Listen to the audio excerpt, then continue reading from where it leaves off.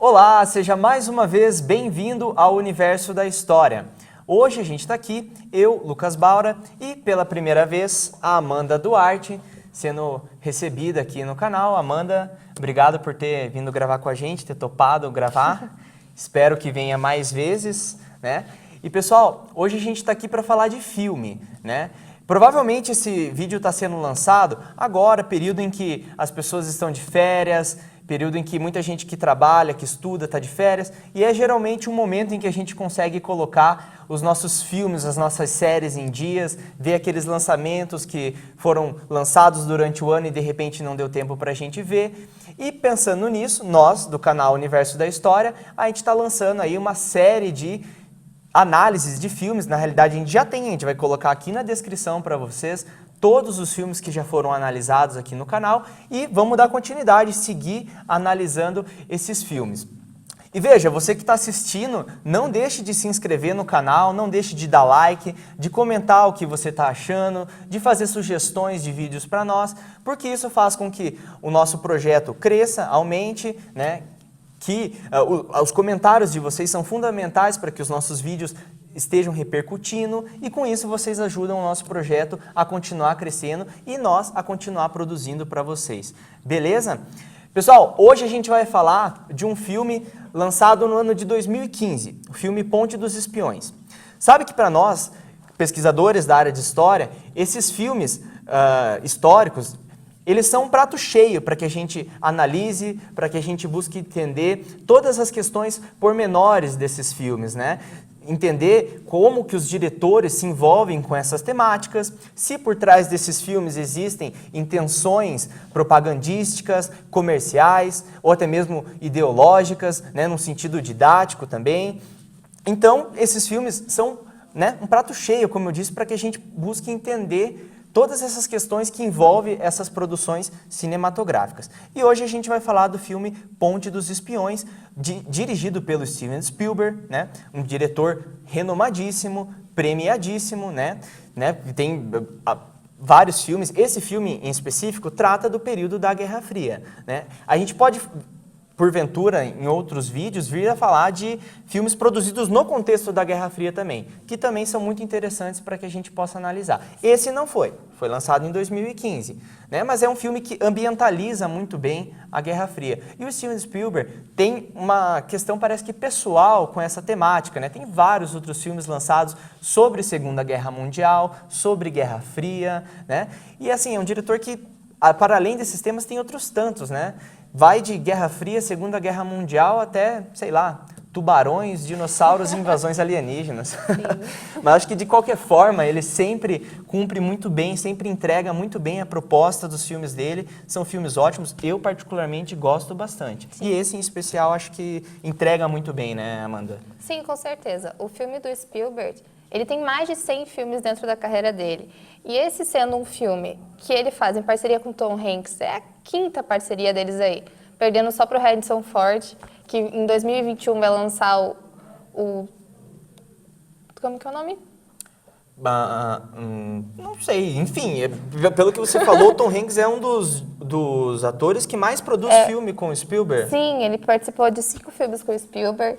Ele, além dessa dobradinha que também teve com o Resgate do Soldado Ryan, que garantiu um Oscar para o Spielberg na carreira dele, o filme ele se ambientaliza na década de 1957, com o advogado James B. Donovan, que é interpretado pelo Tom Hanks, no período da Guerra Fria, no mais ápice que a gente pode dizer nas formações. Auge, né, praticamente. Exato. No sentido das formações das espionagens, das formações das inteligências, né, dos dois países. Então a gente tem, o filme ele é inspirado no livro do próprio advogado James B. Donovan, que foi lançado na década de 60, que se chama Uma Ponte entre Espiões. Foi lançado aqui no Brasil também a tradução em 2015, no mesmo ano de lançamento do filme do Spielberg. Então veio essa dobradinha pra gente acompanhar a história do advogado, como eu falei, do James B. Donovan, que é interpretado pelo Tom Hanks. Ele é um advogado, de seguros, não era a área dele a parte criminal, que é quando o pessoal do Brooklyn Association de Advogados de Nova York coloca para ele, jogam na mão dele, na realidade, esse caso do Abel, que é um espião britânico que eles acreditam ser um espião russo, um infiltrado russo dentro dos Estados Unidos. Então aí começa a história pra gente. O Donovan, ele é o espírito norte-americano, né? O American Way. Ele é aquele espírito de justiça dentro do filme. Ao longo das 2h15, praticamente, de longa, a gente consegue perceber esse sentido de justiça que também é uma das características, se a gente for perceber, dos filmes do Spielberg. Ele traz essa coisa do espírito americano dentro das obras dele, né? Então, é uma coisa para a gente ver. A questão que o advogado, que é o personagem do Tom Hanks, ele traz a questão da liberdade civil norte-americana, que é muito importante desde a Constituição para eles. Então, ele vai trazendo ao longo da história esses ideais estadunidenses, né, dentro da história. Engraçado que, não sei se chegou a falar, mas é um filme inspirado, né, em acontecimentos reais mesmo. Como você falou do livro, né? O livro é a história do James Donovan. É isso, é para contar na realidade mais do Abel, que é a questão dessa espionagem. Porque quando ele meio que cai de galhata para defender o Abel, que é o espião, que na realidade no filme inteiro a gente fica na dúvida se ele é espião ou não, porque em nenhum momento a própria União Soviética assume ele como espião. Na história verídica do livro também, a União Soviética nunca assumiu ele era um espião nosso. Ele foi apenas uma mercadoria de troca. Porque também é uma coisa que vai ser debatida dentro do filme. Os espiões, quando eram pegos ou eram presos, eles eram como uma moeda de troca para essas nações. Então, eles acabavam ficando retidos para, no momento oportuno, ser feita essa troca, que acontece dentro do filme, que é o que o advogado, o James, ele vai explorar. Sim. E o filme, nesse sentido, ele é muito bom para a gente entender um pouco mais sobre a atuação das instituições de espionagem, principalmente em 1957, auge, né, dos conflitos diplomáticos entre Estados Unidos e União Soviética, e período também no qual a KGB e a CIA já estavam mais que institucionalizadas e em pleno funcionamento, né? Se a gente for pensar, é um filme perfeito para a gente entender como que se articulavam essas instituições e como que funcionavam as negociações entre elas. Porque a CIA, né, a CIA, na verdade, não foi criada em 1947, ela foi reformulada. Ela era a antiga OSS. Em 1947, após a eleição do presidente Harry Truman, né, ele reformula com um Pacto Nacional, de Segurança Nacional e surge a CIA, pautada num discurso de segurança nacional, e conforme ela vai ganhando popularidade, ela também, de certa forma, adota o discurso de segurança internacional, principalmente nos países que estão inseridos no bloco do Ocidente, formalizados pela OTAN. Né? E claro, a CIA, se a gente for pensar, ela também tem uma história grande, né? Marcada às vezes por até escândalos, porque assim, uma instituição que se pauta num discurso de garantia de liberdade, de democracia, de segurança nacional, de segurança internacional, em muitos momentos a gente viu a CIA envolvidas em investigações dentro de países latino-americanos, países caribenhos, países da Europa. Isso né? é algo que se passa dentro do filme. Na realidade, um dos diálogos, que na realidade o filme, para falar bem a verdade, ele não é de ação. O filme, se você for assistir pensando que vai ter explosões e tiros e perseguições, não é bem assim. O filme, ele é diálogo puro, só que são diálogos bem inteligentes, se a gente for analisar as falas. E são coisas, acaba que lembra também um pouco do The Post, que foi um filme também, duplinha de novo, do Tom Hanks com o Spielberg, que é essa coisa da sátira dentro do diálogo. Você perceber todo um contexto dentro. Então, acaba sendo bem interessante. E a gente percebe essa coisa da dicotomia entre os dois mundos, porque, na realidade, o filme é isso. É como seria que a história verídica ali a negociação do advogado para tentar a liberdade, para ele, na realidade, para o Abel não ir para a cadeira elétrica, para ele conseguir essa moeda de troca. Só que o Spielberg, ele meio que cria o e se. E se acontecesse, o que aconteceria com um prisioneiro norte-americano em território soviético? Que é isso que é a segunda passada do filme. porque na verdade 1h30 de filme é focado no Tom Hanks e no Mark Rylance, que é o que faz o Abel. E daí, após isso, a gente tem uma série de acontecimentos que você vai ter a prisão de um outro soldado norte-americano e ele vai estar em território da Alemanha Oriental. E... Enfim, eu quero saber quem é o desgraçado que deixou um celular aqui dentro tocando, que tá me incomodando pra caramba. Eu já falei. Ah, é você? É eu. Ah, então beleza. Amanda, vai lá desligar.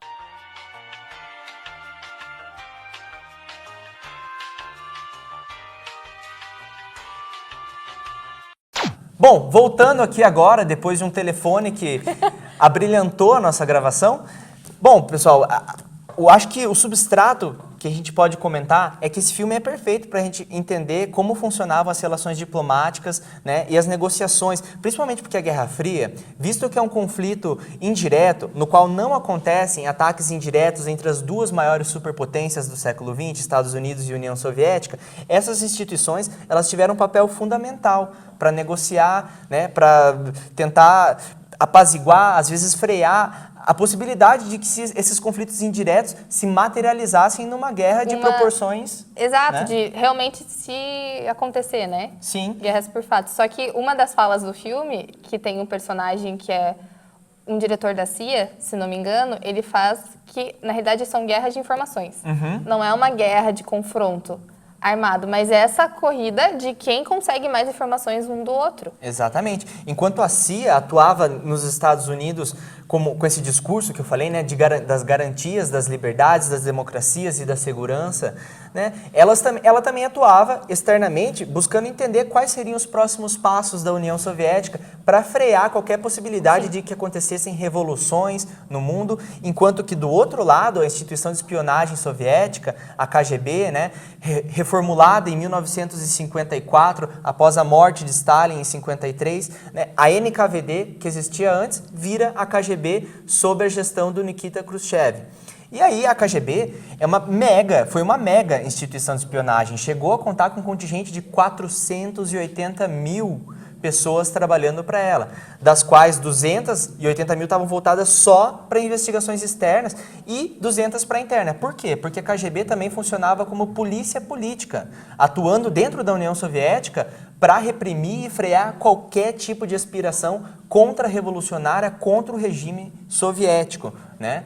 E assim, aí cada instituição dessa de espionagem tinha uma liberdade, tinha um acesso de circulação bem significativo por entre os países do seu bloco. Do lado dos Estados Unidos, na OTAN, com os países do bloco ocidental, e do lado soviético, no lado do bloco oriental, principalmente nos países participantes do Pacto de Varsóvia, firmado em 55. Sim, outra coisa do filme interessante, para a gente fazer gancho com o que o Baura falou, é a questão da construção do Muro de Berlim. Porque daí você vai ter a divisão da Alemanha, que já estava dividida desde o final da Segunda Guerra, entre a Alemanha Oriental e a Alemanha Ocidental. E nisso aparece a CIA se articulando e meio que dá a entender que eles sabiam já da construção de um muro, que era a intenção da União Soviética fazer esse muro para dividir realmente a cidade. E é uma das sacadas, se a gente for pensar, do Spielberg. Ele faz um jogo de cenas, a parte da fotografia é fantástica do filme, porque você realmente sente o frio da cena, o terror que era a incerteza realmente, vivido do período da Guerra Fria. Ele foca muito nas expressões das crianças, do medo da guerra, daquele temor de algo, da incerteza realmente, né? Na escola tem uma cena que eles saudando a bandeira, toda aquela coisa nacionalista que tem bastante dentro dos Estados Unidos. O personagem, ele acaba, o filho do James Donovan, o filho mais novo, ele tem um ataque de pânico, ele começa a ligar todas as torneiras dentro de casa, porque dentro das escolas eles colocavam vídeo de bombas atômicas para realmente dar esse medo para as crianças e era uma forma de controle, se a gente for pensar também, né? Claro. Que era realmente para conter essa população.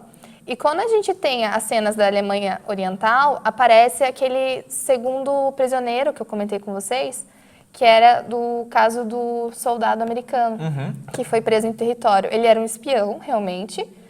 Era a única certeza que a gente tinha que esse era o espião da história, da CIA, era contratado então dos Estados Unidos, e ele acaba sendo preso e é uma cena bem mostrar as diferenças entre uma prisão dentro dos Estados Unidos e o que seria uma prisão dentro da União Soviética.